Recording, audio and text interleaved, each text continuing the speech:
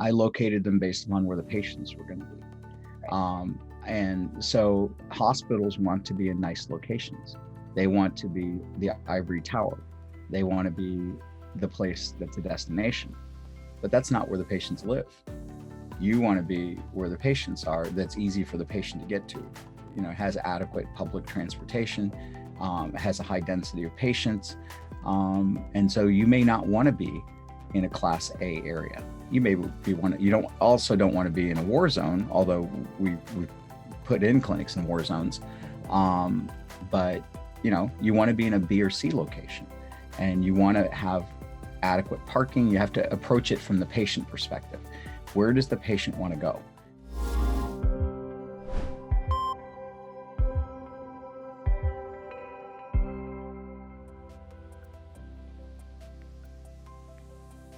The next 2 episodes of the podcast is with a guest, Gurpreet Padda. He is a private practice physician out of St. Louis, Missouri, who runs Reversing Diabetes MD and Padda Institute Center for Interventional Pain Management. He also runs Red Pill Capital, which is a real estate investment development and management company. And he is an advocate for educating private practice physicians on passive wealth strategies through owning real estate. So welcome to Gurpreet, and I look forward to the conversation. All right, well, Gurpreet, welcome to the Providers, Properties, and Performance podcast. Thank you so much. I appreciate it.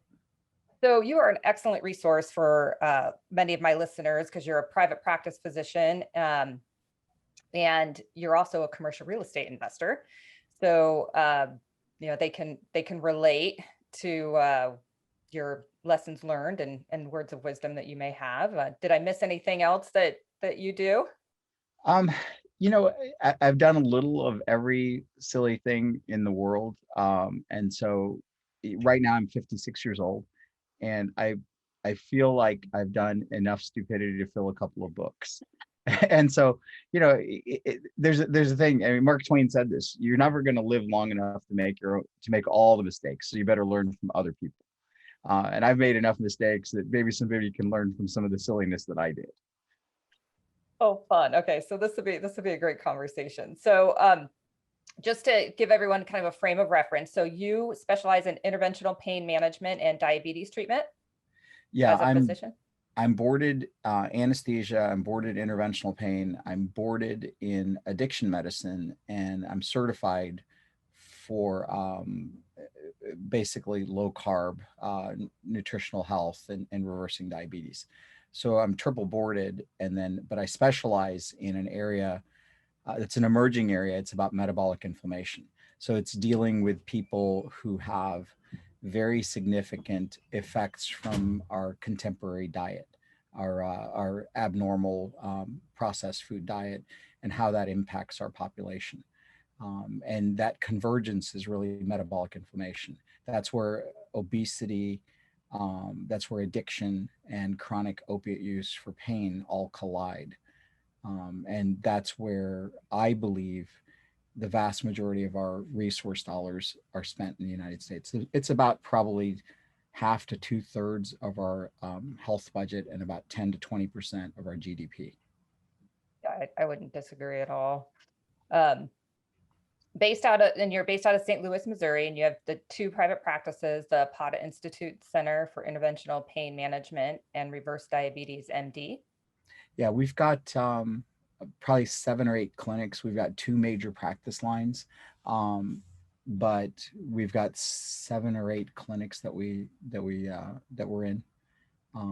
But we've got two major practice lines that we go down. And then on the real estate investment side, you have Red Pill Capital, and you began your commercial real estate career at 14 before you even started down the path of becoming a doctor. Yeah, I was, I came from India when I was, I guess, 8 or 9 years old, and we lived in the hood. I lived in St. Louis City. I lived in Laclede Town, which was really the ghetto back then. And we didn't have any money. So I had to hustle to figure out how to make money to get the things that I was interested in getting. If I wanted something, I had to figure it out. And so it's really unusual to have a little kid with a turban going door to door selling greeting cards to people. Little does he know what Christmas is, and selling Merry Christmas cards to people that you quickly find out are not going to be there when you're there to deliver their card, but you prepaid for it. So I learned from the School of Hard Knocks when I was very young. And then eventually, by the time I was 14, I started to get into real estate. I started in construction, and I, ground up learned construction, tenants, toilets, termites, the whole shebang. And by the time I was 16, I managed to hire people to work with me. And I hired people that had skills. And because I didn't, I was a kid, and but I knew that I figured out that I could save enough money to hire other people. And so I hired contractors to come work with me, and they would drop me off at my high school in their trucks. And I would take phone calls in the cafeteria from them, and they would tell me what their status on the project was at that moment. And so that's how I kept in contact with my contractors through high school, is phone calls, because we didn't have cell phones. We had landlines. Right. That's crazy. Very resourceful. So did you immediately go into private practice when you did graduate from medical school? So I graduated from medical school. I went into residency in Chicago. I thought I was going to go into surgery. And it happened that the nursing strike of Chicago happened at the same time at Cook County Hospital when I was in surgery. And so for about 6 months, I didn't leave the hospital. And that's when it dawned on me that if I was going to have a life outside of this, I was going to have to figure something out outside of surgery. At the same time, I was still doing my real estate stuff, and I was buying and selling property, and I was still rehabbing. And that's hard to do when you're in a residency for general surgery. And so it dawned on me that I had to figure out a better way. So I went into anesthesia thinking, oh, I'm going to have more free time. And that wasn't the case. I ended up going into pediatric anesthesia, ended up doing heart, liver, lung transplants, and eventually got into interventional pain. So I did that. I was very academic for a good 10 or 12 years, published a lot of papers, did a lot of research. In the process of doing the research, I realized I didn't, even though I knew the practical aspect of finances, I didn't have a good understanding of currency flow. I didn't understand macroeconomics. So I went off, and while I was in academic anesthesia and publishing, I decided I was going to go ahead and get an MBA. So I got an MBA in finance and learned about currency flow and arbitrage, and backed into where most people graduate from when they graduate with an MBA. It took me a little bit longer, and I learned those concepts, and then I was able to then apply the broader knowledge of macroeconomics as how it applies to me directly. And then I went into private practice after I did all that 10, 12 years after residency. Then I was like, all right, well, now I need to go do private practice. I need something new. And so then I started doing hospital-based medicine and private practice. And then I started my own clinics after that. Do you think that getting the business degree helped you run your practices easier, or what did it make a difference, do you think, had you started your private practice before getting that business degree? It made it easier to talk to other people, but it didn't make it easier as in terms of running the practice. Right. And I have to tell you, I mean, and I'm probably the worst person in the world to say this, but I get intrigued by things, and I start learning about them, and before I know it, I'm 3 wells deep in it, and then I'm like, well, I might as well finish this and learn this. But had I done it in the beginning, I would have skipped a lot of these steps. Had I known then what I know now, I would have totally done this differently. I would have probably done business school or some variant of B school. You don't have to, nobody cares if you have an MBA. You don't walk around with a superhero badge on your left chest going, I have an MBA and an MD. No, they don't really care. It's irrelevant. What they want to know is, do you have the capacity to think? Do you have the capacity to make decisions? And are those decisions appropriate. Now, the thing is, most people make decisions, they make their decisions emotionally, and then they use rationalization to justify their decision. And people with MBAs just can justify their rationalizations better. But that doesn't mean their decisions are any better. So Right. once you have an emotional set that tells you what the correct answer sets are, certainly the MBA helps you justify that. But had I done it over, I would have probably skipped a few steps. I'm not saying that I didn't enjoy every part of what I did. But if I was trying to be more business oriented, I would have gone to that directly. Hell, I might not have even gone to medical school. I might have just jumped straight in and said, I'm going to do this. Right. And, and that, I don't think that formalized education is as much as we think it should be.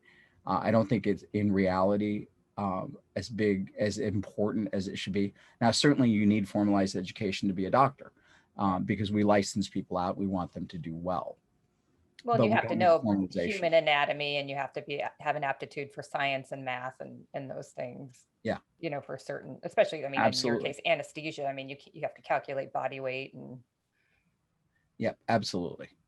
But as in terms of the applicability of all that to real estate, I think it gives you concepts. It allows you to have discussions with bankers. It allows you to have a better understanding, but it doesn't necessarily improve your outcome with the extra couple letters behind your name. right. If you make goofball decisions, you still make goofball decisions, no matter how many letters you have behind your name. No, I totally agree. Well, I want to spend some time on this interview with regard to the path of passive wealth strategies that you try to educate physicians on. But I just want to spend a minute on the real estate of your specific practices. But before we get into that, so how did you decide which medical specialty you wanted to pursue? How did that come about? So I am an adrenaline junkie. I've always been an adrenaline junkie, and I have horrendous ADD. And so I had to figure out how to channel my energy. My mother would actually, when I was a little kid, buy things that I could break. She would literally go to garage sales, find stuff that she could get for $1, and then give it to me so I could take it apart and try to put it back together again.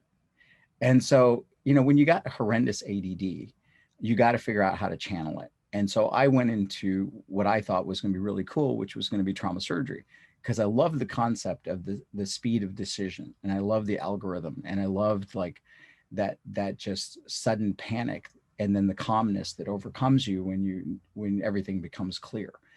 I love being in that focus phase, and so that's why I went into that. But then I liked the mechanics of that, but I liked the chemistry, the cerebral aspect of anesthesia. And then I went into interventional pain because it had both. Um, and then as I got a little bit older, and my brain calmed down a little bit, as I increased my omega-3 ratios, and my brain started to myelinate a little bit better, and I started to think longer term, um, I was able to think of why patients were as sick as they were. And that's what got me into reversing diabetes and addiction. And it gave me an opportunity to spend a lot of time thinking about epidemiology and thinking about health as a global sense. So it started from a hyper frenetic phase all the way through understanding myself and then understanding the population in general. As I transitioned over to that population in general, my macroeconomics really kicked in. And then I was able to see how capital flowed across the world and how that capital flow impacts our health. And then leveraging on capital flow, I was able to see how that impacts the markets domestically. Right now, you're seeing these huge bubbles in cryptocurrency. You're seeing huge bubbles in the stock market. You're seeing things going upside down, right side up. I monitor that because I used to be in arbitrage. And so, I'm monitoring those kind of things just to have a better understanding constantly. What's the Federal Reserve going to do? What's going on with DXY? What's going on with the valuation of our dollar? How does the change in anticipated Biden's tax reform, how does that change the real estate market? How does it change the stock market? All of those things are relevant. And so I try to keep abreast of the macroeconomics, but then recognize that everything I do is done at a micro level.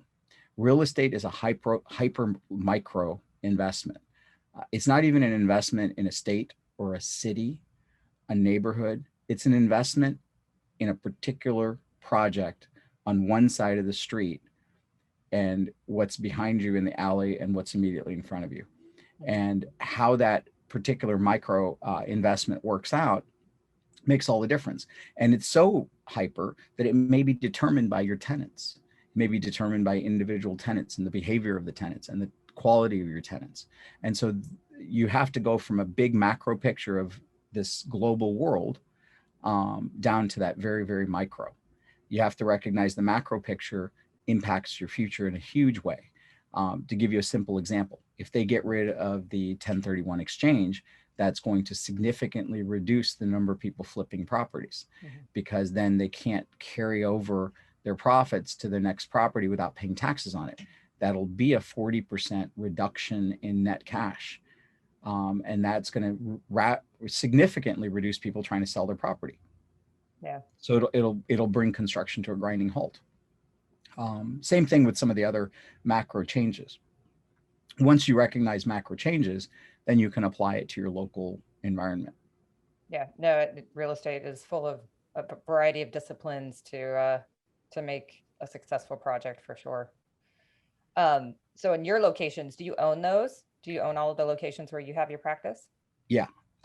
We've only had one location where we leased, and that's because we were purchasing an asset, a business. It was a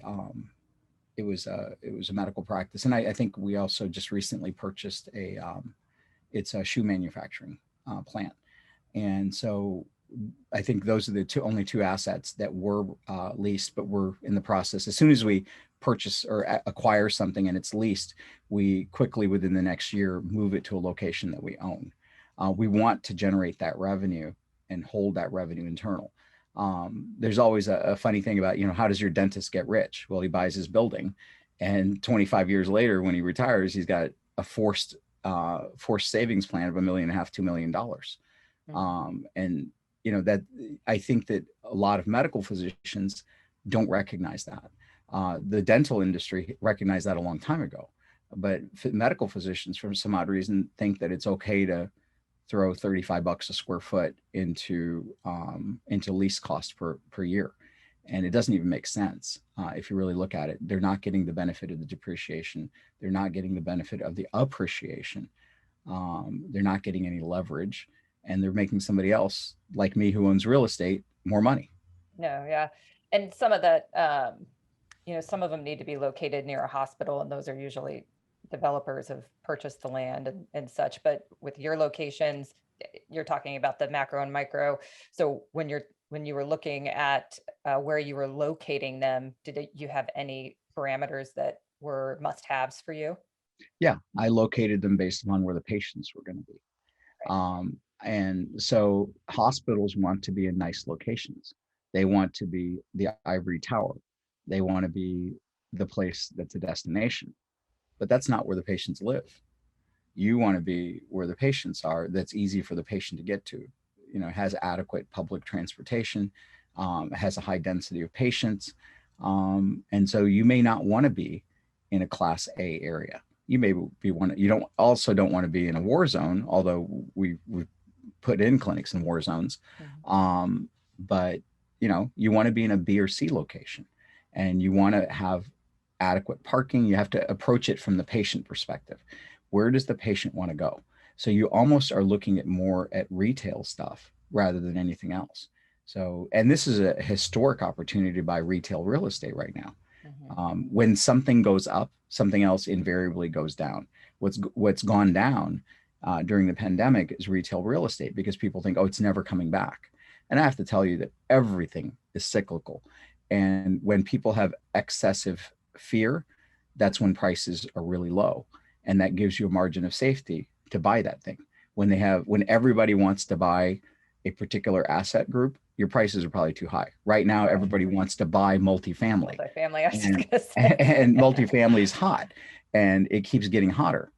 And unfortunately, it's gotten so hot that the rates of return for, which we measure as a cap rate, are for a lot of places for class B or A, those cap rates are down to 4%.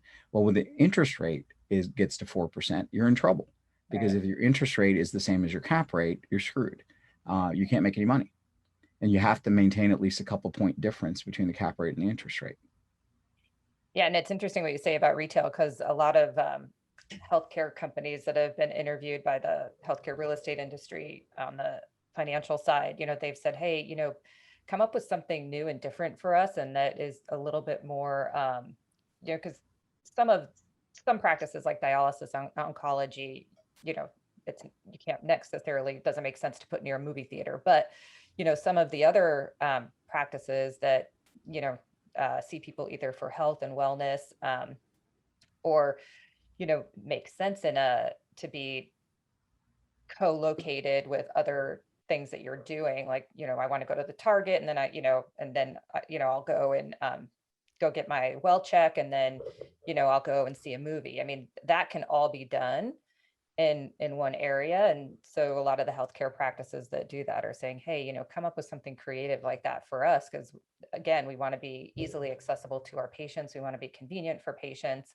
We don't want patients sitting in our waiting room, and we want, you want it to be less of a, like, oh, you're going to the doctor atmosphere, but hey, I need to go and get my well check, and then, I need to do my other things in life. Yeah, I mean, my ideal circumstance, when because I've actually, this is one of the projects I'm working on right now. We are co-locating next to B grade grocery stores. So the Aldis of the world, grocery stores that are not like super high tier. If you wanted to be high tier, I wouldn't locate next to Whole Foods. I would locate next to a Trader Joe's, if you want to be at that higher end. But what you want to do is, that these people are going to go to their grocery store at least once a week, maybe every other week. It's not going to be difficult for them to see somebody in a clinic setting every couple weeks, or once a month, or once every other month. If they're getting dialysis, you already know what their socioeconomic class is. You already know that they're likely have diabetes. You already know the population that you're dealing with. So then figure out where they go to the grocery store, and then buy that retail center, and then put a dialysis center there. Put in an urgent care center there. That there's a comorbidity of cancer. That you're going to have GI dysfunction. Maybe you put in a surgical center there. Maybe put an ASC in. There's a whole host of peripherals that you can base off of people's behavior. And so that's the first, you have to build that avatar in your head. Who is this customer that I'm trying to attract, and where are they going to be? I'm not going to attract this customer that has renal dialysis 3 times a week, who is unemployed because they have renal dialysis 3 times a week. I'm not going to attract that customer in a class A high rise in a hospital. They don't want to go to the hospital. They're afraid of the hospital. They might get COVID there. And so they're trying to avoid these things. And so I put myself in the shoes of that customer every time, and ask myself, what is the experiential nature of what they're trying to achieve? I didn't come up with this on my own. I mean, obviously, but that's how it worked. I got more of this. We opened up probably 5 restaurants. We have a restaurant division. We sold the entire restaurant division literally in 1 week, in October of 2019. Oh my gosh, how well Literally did you in 1 time week. that? There were like, for us, there were some changes that we were looking at. We were looking at the repo market, and the repo market was crashing. So we knew that a crash was coming in the U.S. economy. The U.S. economy actually crashed in October, November of 2019. We got COVID in the U.S. The first cases were probably in January, February that we knew, and then by March we shut down. But the repo market crashed first. It crashed in October, and that's what we were paying attention to.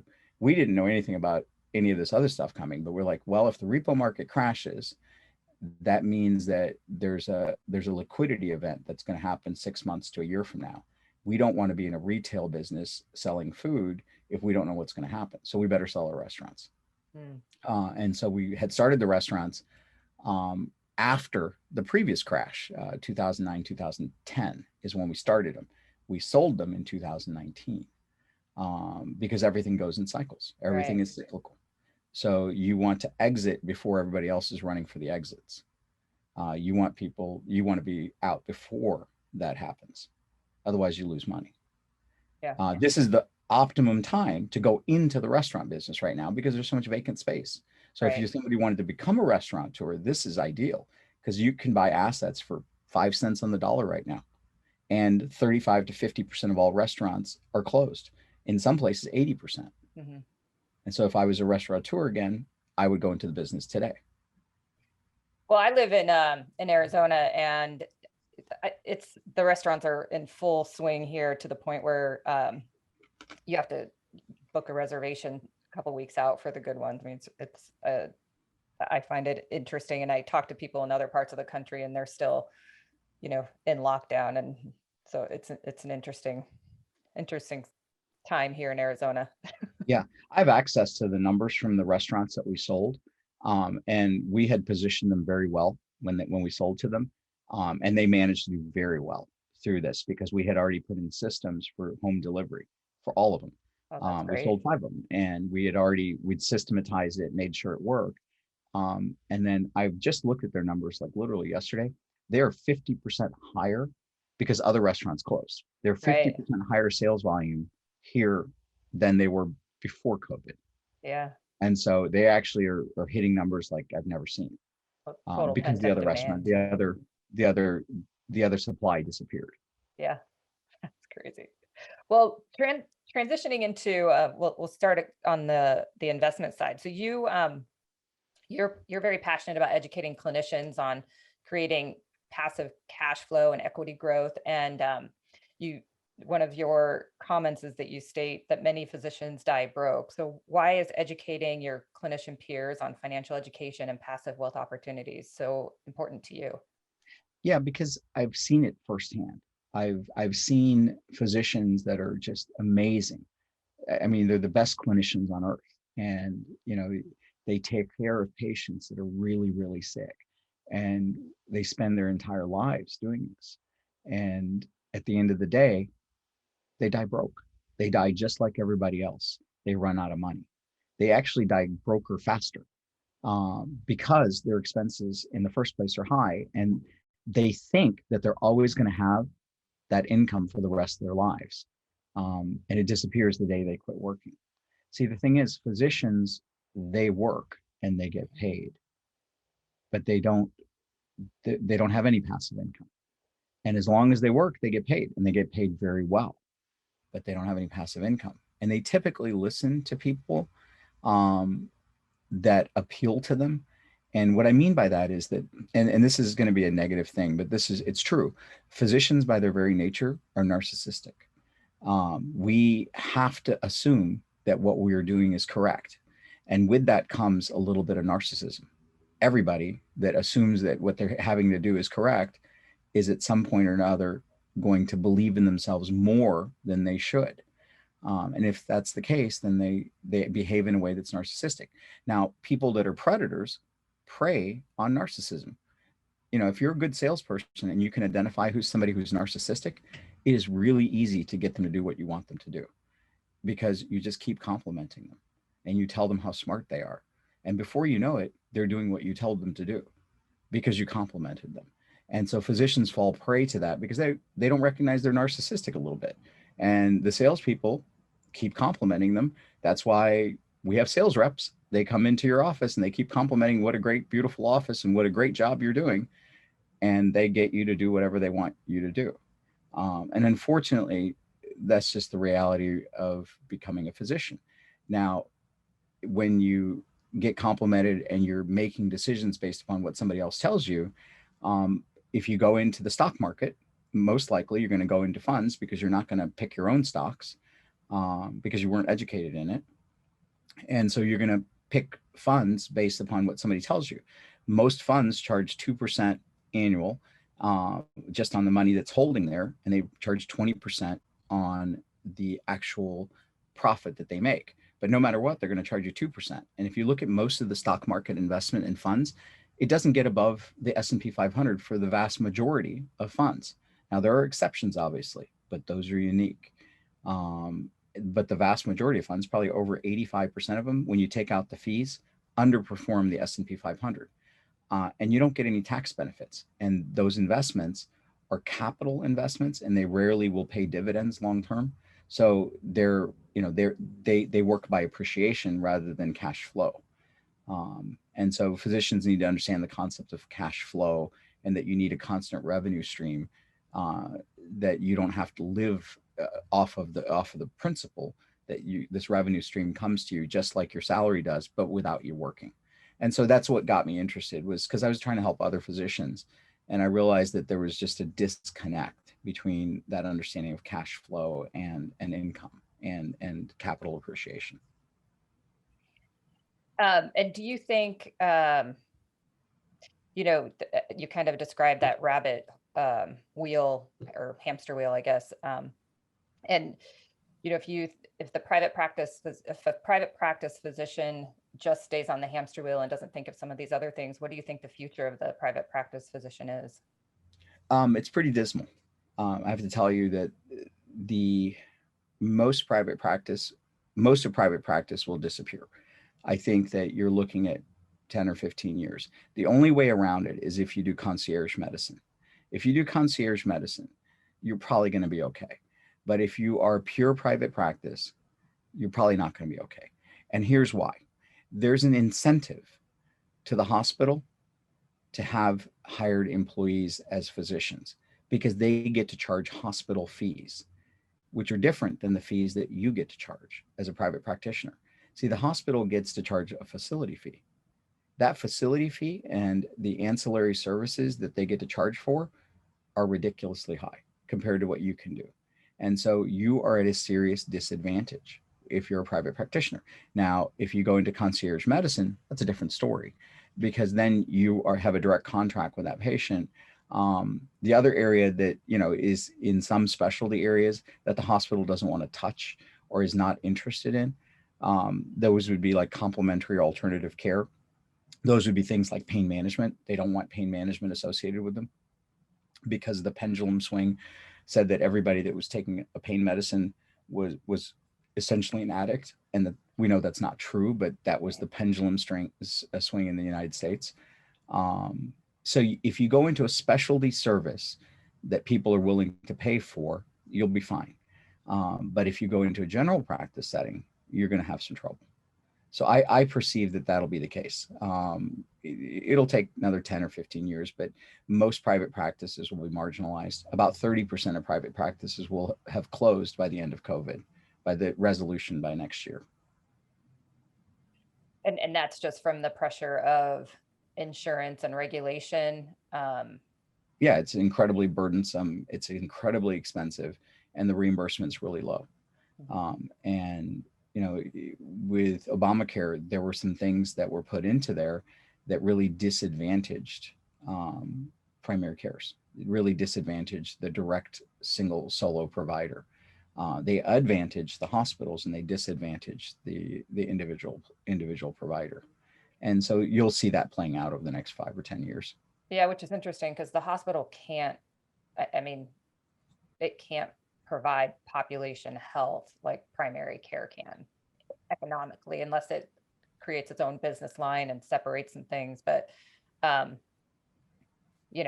think that the population health still needs to be in private practice, or in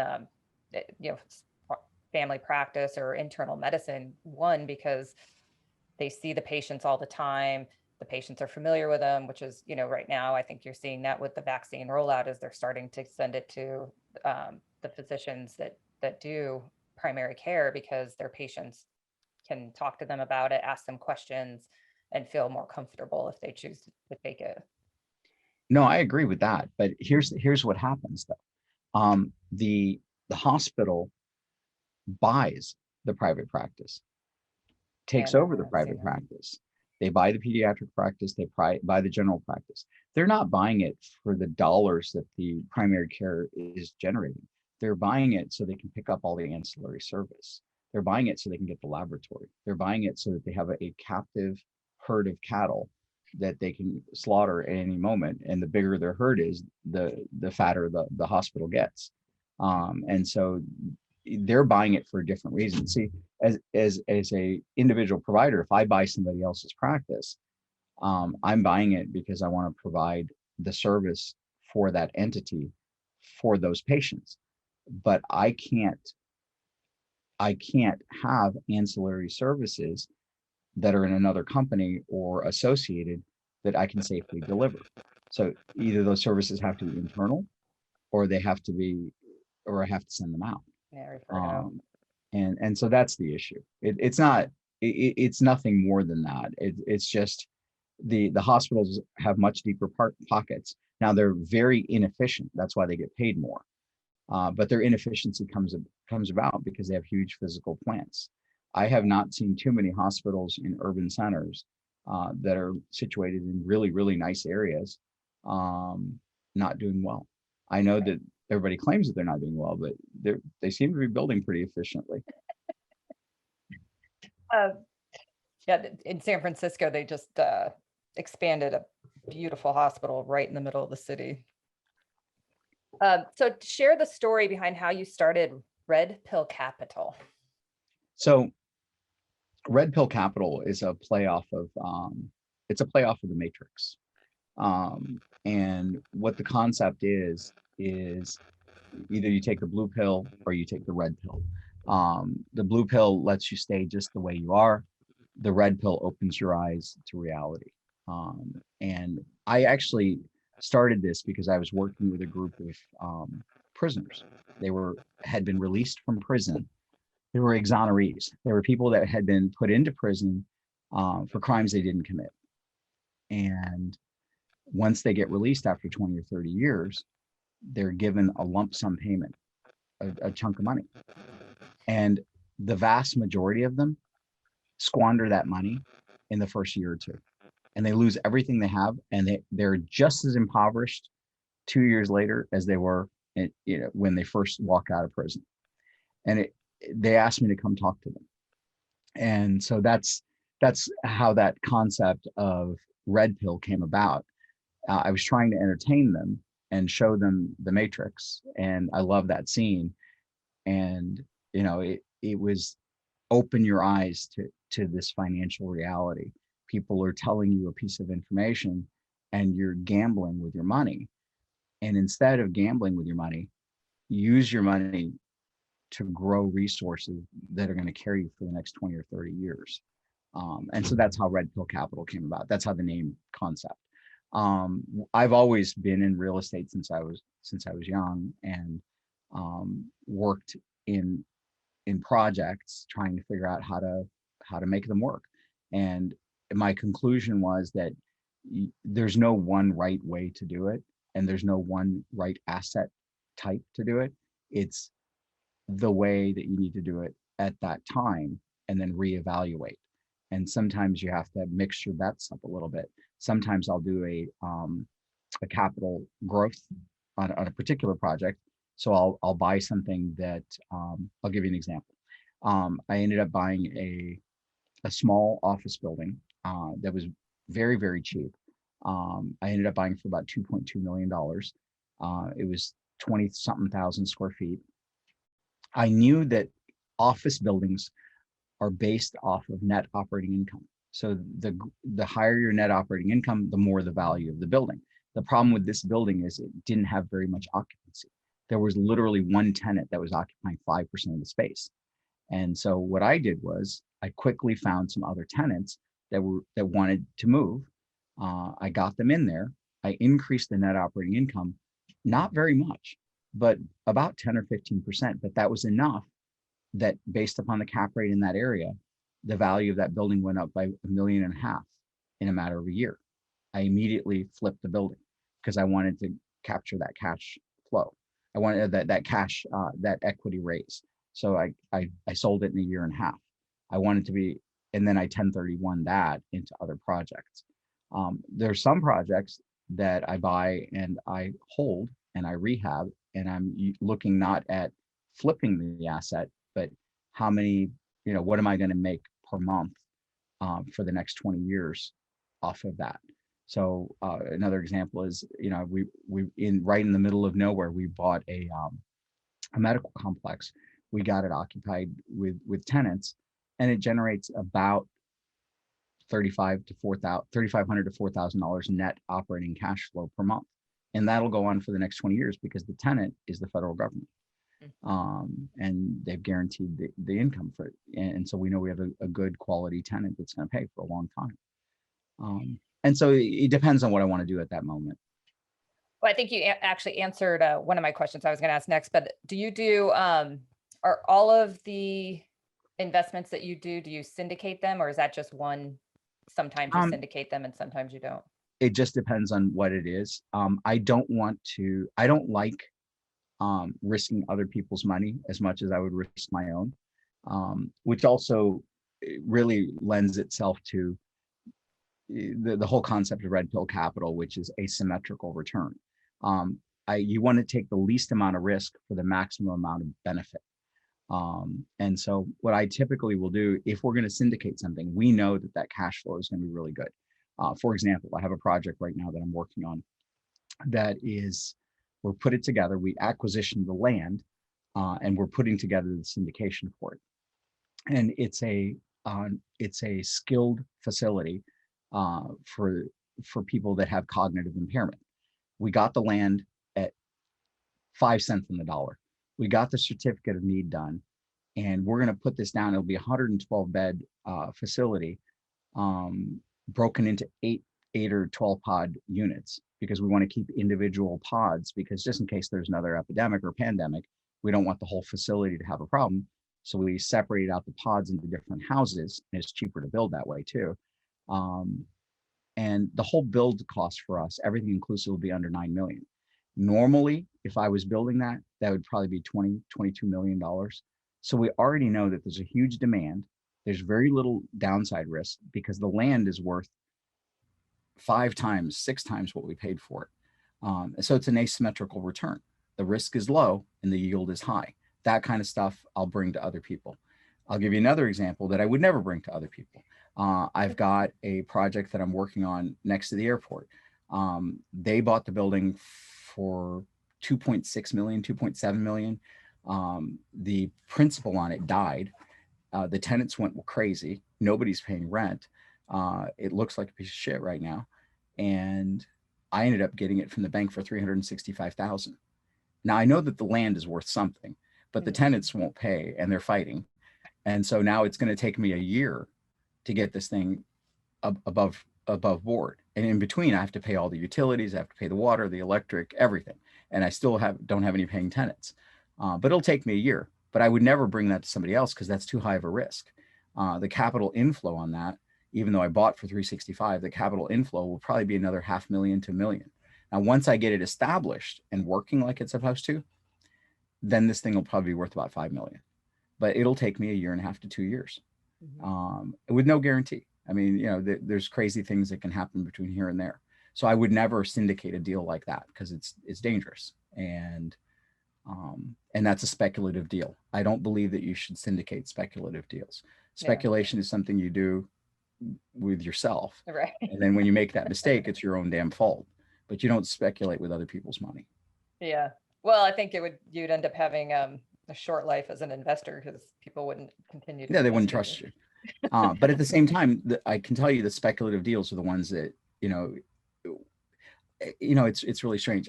I've never lost any significant money with real estate because if you wait long enough, you'll eventually make money at it. The market will come up and, inflation still exists. And so the inflation will chew away at what it costs you in the beginning. So I've never lost any significant amount of money on a real estate play. It just took longer than I expected, or I had to redevelop it, or I had to do something else. But that's because I'm really picky on what I go into. I'm not buying multifamily right now, and I haven't bought multifamily in the traditional sense, Class A multifamily, probably in 1.5 years because the market's too hot. I'm still buying Class C, and I'm building ground up, but I know what my costs are. And I'm building ground up in San Antonio. We're building ground up in St. George's, Utah. We're building ground up in Phoenix. But those are deals that we know what the outcome is going to be. It's our buildings, and we're going to control them. and we know how we can get those tenants. And our cost of construction is defined, as opposed to paying, and our cap rate, our construction cost cap rates and our expected rates of return conservatively are, 7 to 8%, and everybody else's cap rate in the area is 4. So we know that we're going to be better than that. Well, I'd love to hear if you had some lessons learned. So a lot of, physician owners, I think that, the common theme that you have is you go into real estate with the exit in mind, which is, what you have to do. But a lot of, I would say, physicians sometimes they do, but sometimes they, they're told, hey, you have to go own your building, and then they go do it.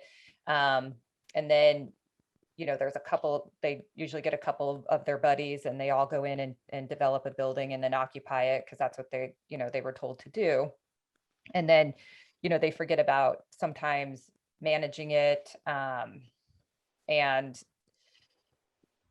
just one of them, they don't want to pay for professional management, or they're like, oh, well, we have a handyman we can call, so we'll save money and we'll do it ourselves. And then when they go to sell it, there's a bit of cleanup that has to happen. But what would you say to, some of those peers of yours that, they kind of go into it because they think that they have to own their building, but they haven't really thought about, what are some exit strategies that I want to think about that will help me back into how I want to own this property for the life cycle of it? Yeah. So what I do with all of these projects is I look at my entry and I ask myself, and I have a spreadsheet, actually, I build this on anything that I do. I ask myself, how long do I expect to hold this if I do this technique? And I usually have 3 exit plans at least on any real estate project. Am I going to try to flip it? Am I going to try to get cash flow in it? Am I going to reposition it in a different way? What kind of tenants am I going to? So I have at least 3 exit plans. And then each one of those has a timeline and an expected rate of return. Am I going to 1x this deal, 10x this deal, 100x this deal? What am I going to do? And what time frame can I expect it? I think that if you want to be a true passive investor, and I'm not passive. I mean, I have people that work with me that are passive, and I'm passive in other people's deals. So that's the other thing. I mean, I actually participate passively in other people's deals, even though I'm an active investor, because that other deal is too far for me to take care of. And so I've got a deal in Houston that we're in, but I'm a passive in it because it's safer for me. I'd be an idiot to know how the Houston politics works. And so I'm not going to go do that. We've got deals in other places that we're totally passive in. But if you're going to be the active investor, you need to have a well-defined exit plan. You have to understand and build in your cost of management. And that cost of management is not inconsequential. People frequently think, oh, I'm going to self-do this. I've got a buddy of mine that's going to help me. Well, what happens when that buddy of yours is not available? And then you have to go out and get a real plumber. Or what happens if the buddy of yours decides that I'm not interested, or I'm going to move to Florida, and then you're stuck with this building with shit flowing out of the toilets. I mean, and I've seen it. So those are the buildings that I get to buy. Right. I get to buy them from people that are amateur investors, and they think that they know what they're doing. Another example, I bought a 2024 unit from a California couple. They came into St. Louis thinking that they knew the market. They bought in a class C to D area near a war zone, didn't understand that the fine women that were living in their building were actually hookers. And they were bringing their customers back, and that was going to cause them a problem because there was a crack addiction problem. Mm-hmm. And they didn't understand they didn't talk to the police. They didn't get police reports for that building. They didn't get a score on what is the risk factor for this building and for this area, for this block. They didn't look at the police reports. That's the first thing I did, was I looked up at the police reports and said, okay, well, looks like there were like 2 murders. There were, there's been 100 arrests, and, there was a burned out car there a week ago. So this is not the normal area. And so the first thing we have to do is look at the tenants and see, who do we need to evict? I ended up evicting everybody. They bought this building for 2.4 million. I got it from them for 600,000, which I thought I paid too much. And I evicted almost every tenant and then started bringing them back. And they had gone from their rental rate was 575 a month per unit for a single bedroom, which is really low. And I kept it pretty affordable, but we went to about 850 and we brought in better tenants. And all of a sudden our tenants are paying us and the crime rate went away because we put in lighting. Cockroaches don't like lighting. They run from light. And so we put in high intensity LEDs and it lit the whole place up like a baseball field at night. And people weren't able to hook there. And so, that kind of stuff you have to really take an active interest in. And again, that was not a deal that we syndicated out because it was still speculative.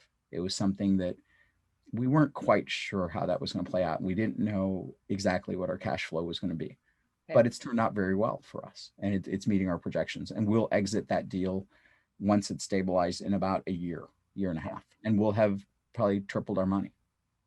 That's crazy. Yeah, I mean, I have clients, and I think they'll enjoy hearing that there are opportunities to create wealth in real estate, and it doesn't necessarily have to be an active investment if that's not something that they want to do. And then if it is, there's professionals out there that can help them. Oh yeah, and I go to people when it's another city because I don't know, every city. And remember, this is hyper local. Had I not gotten that information, had I not driven that project at night, like I actually went there at night and sat with the car looking and watching the police, the lights on the police cars going, this means something to me. And then I talked to the cops and I talked to the alderwoman and communicated. And then we figured out what the pain problem was that they were suffering. Why is it they can't collect rent? And why is it that they need to sell this building? And why is it that they're going to sell it to us for a third of what they paid or a quarter? Like that. Sometimes when things are too good to be true, they are. Yeah. There's a reason. Well, Gurpreet, I want to move into the Q&A section and get to know you a little bit. So what was your first job? I never had a job. I never had a job in high school or anything like that. I self-created a job. So my first real thing was I would hustle and I would mow grass and I would get all that stuff done. I didn't have a real job till I had residency. And that was the first time that I actually had a paycheck from somebody. I usually made my own way. And so I really never really worked for anybody. It just never even occurred to me. And not that I couldn't work hard, it just never occurred to me. I like that. What would you be doing for a living if you weren't a physician? I've thought about that a lot, actually. I've done a little of everything. My favorite thing that I've ever done, I owned a company and it was called Tribal Link. And it was an amazing company. And I wish I had never really departed from it. I may go back to it again. I would travel all over the world and I would get antiquities and I would get artifacts that had been used in cultural use. So they weren't like spectacularly expensive, but they were used in the culture and they had a lot of patina and they had a lot of history. I would acquisition those and I would put them in containers and bring them back to the US, or I would send them to Europe. And it was the story behind the use of that thing that was relevant. So people would buy it. Like if you look at a rug and you go, oh, that's a nice rug, it's 8 by 10. And so when I was in Afghanistan, I would go into the villages buying rugs. And I didn't sell an 8 by 10 rug. I sold a piece of history and architecture. And did you know that this rug was weaved during the Afghan war with the Russians? And you can see the change in the cotton fiber. And you can see where they substituted out plastic because they couldn't get cotton that year. And this thing took 3,000 hours to make. It was hand loomed. And here's a picture of the kid and his family that were making this thing. So that historical significance comes through. And instead of that 8x10 rug being worth $600, that 8x10 rug is now worth 15,000 or 25,000. You have to be able to connect that humanity to people. That was one of my favorite things that I ever did, was to go out and meet people and understand them and understand their culture. I used to go up and down in the Swat Valley and pick up wooden stuff that people were throwing out because they thought it was stupid to have this old wooden trunk in their house, and I'd buy it from them. I've been on the Toberland Islands, and after they were done with their ceremony, they would burn all the masks, and I would exchange the masks before they were going to burn them. I'd exchange them for Bic pens because they liked the Bic pens, and I got these Toberland masks, and then I would turn around and sell the Toberland masks to museums because no one had been there, and these guys were headhunters. And so it was just it was an interesting fun time in my life. I lived with Aborigines off the north coast of Australia and participated in their ceremonies and had a good time understanding that culture. So it was a really chaotic but just immersive time. Oh, wow, that's fantastic. We could have another whole long conversation on just that. Who are you reading or listening to right now for news, information, or inspiration? Um, I don't really look at the news. I know this sounds strange. Per se, I don't look at any mainstream news. So I typically try to take a balanced approach. And my balanced approach is this. I get up early in the morning. I look at certain specific YouTube channels to gain my macroeconomics for the day. And then I will look at BBC, and I'll look at Al Jazeera. I'll look at Fox News, and I'll look at CNN for the same topic if something interests me. So I'll look at all four of those to see what they're saying, because almost always, invariably, it's four different opinions. And somewhere in there lies the truth. But it's four different opinions. And so that will usually give me a perspective. But I don't really do that very often because there are very few things that I really want to embed myself into thinking. And so I try not to listen to the news. I think that bogs my brain down. And I'm looking more at the things that really, really interest me. There's, I do a lot of reading. Richer, Wiser, Happier is an amazing book that just came out. I think Green is the author, and it's a book about stock market investing. And even though we've been talking about real estate investing, the mirror it's such a mirrored process. The stock market investing, you have to invest for margin of safety. You have to realize that the market is irrational and it pendulum swings rapidly. That's why cryptocurrency is all over the place. That's why the stock market, there's a discrepancy of 75% in a stock's price in a given year. So understanding those pendulum swings, that's one of the more recent books that I'm reading. One of the other things that I'm doing is grabbing pieces of information and trying to fit it into the architecture of how I understand things. And so, I told my kids I'm writing all of my thoughts into things that how my brain thinks. I called it the dead G scrolls, just so that I can write down what I'm thinking and then come back to it and then see how it changes over time. I spend a lot of time introspecting. I typically will get up around 3 o'clock in the morning, 3:30, and I spend the first 3 or 4 hours just doing this, kind of the thinking stuff, and then work out, and then get to work, get to medical work. And then I do, my meetings usually in the afternoons. By then I've had some decision fatigue. And so I, do those meetings when I have to, but all of my real thinking has been done between 3 and 7 a.m. The times when I'm really thinking about things. I think you just answered my next question, which is, what do you do every day for healthy self-care? Yeah, I work out I pretend to work out for an hour. A lot of times my business partner, she's actually working out and I'm just being a goofball. I do maximum effort weight. As much pressure as I can put on the muscles and joints and bones. and then do 2 of those, and then spend the next 10 minutes looking at something and understanding it, and then do 2 more, or 5 more, or 10 more. And so I also do a lot of biohacking. And so I try to figure out how much exertion can I create with the least amount of time to get me the maximum end result. And so I love the concept of biohacking. Yeah, no, it's some interesting stuff out there for sure.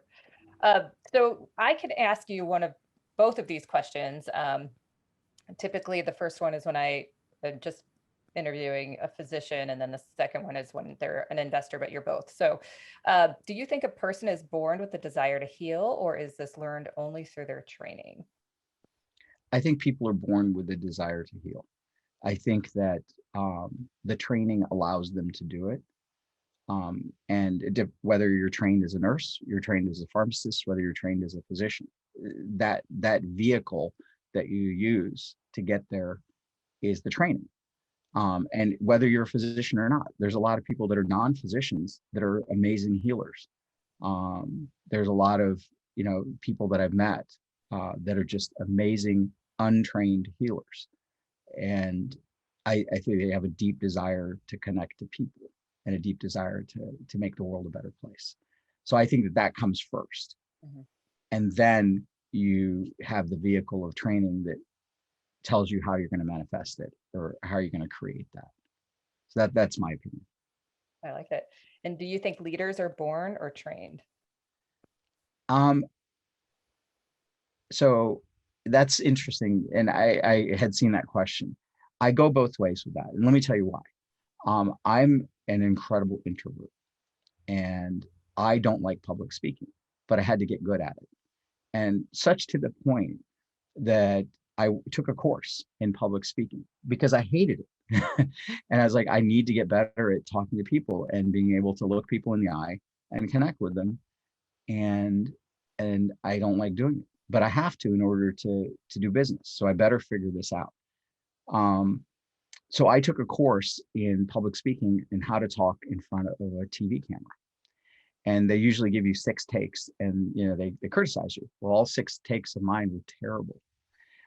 And I was in a class, and it was the end of the day, and I said, look, can I just stay here? And everybody else is going to dinner, but I just let's leave the video running, and I'll spend a little bit more time just learning this, because the next day you had to stand in front of a lecture podium, and they were going to give you a topic, and you had to talk about it. You know nothing about this topic. And so that I knew that my ability to communicate with people was really shitty. And I was so introverted that I didn't know how to communicate. And I was so embarrassed about communication. So I sat there for the next 6 hours, 7 hours, well past midnight, just wasting all of that videotape. But when I finally figured out that I had to put myself outside myself, and I had to look at myself from a different direction and what I was seeing, then that's what allowed me to gain that leadership skill. It allowed me to connect to people in a whole different way. So I had to be trained. I was always bossy, don't get me wrong, but being bossy is not leadership. Being bossy is just being an idiot. Being a leader is being able to pull other people to what you need them to do, and hopefully because it's good for them. Leadership is the ability to move people from point A to point B for their benefit that they don't themselves see, or they need somebody to help them see. And you have to sometimes train people to be leaders. Yeah. I mean, everybody's bossy, and all little kids are bossy if you ever watch them. But they're not leaders. They're not leaders till they train themselves. Buffett, was not a leader. He actually had to train himself. I think he took the Dale Carnegie course to train himself. Yeah, and it's constant. It's a constant process. Yeah. Well, this has been just an amazing conversation. I want to thank you very much for your time. I think my listeners are really going to enjoy it. Cool. Thank you so much. Thank you.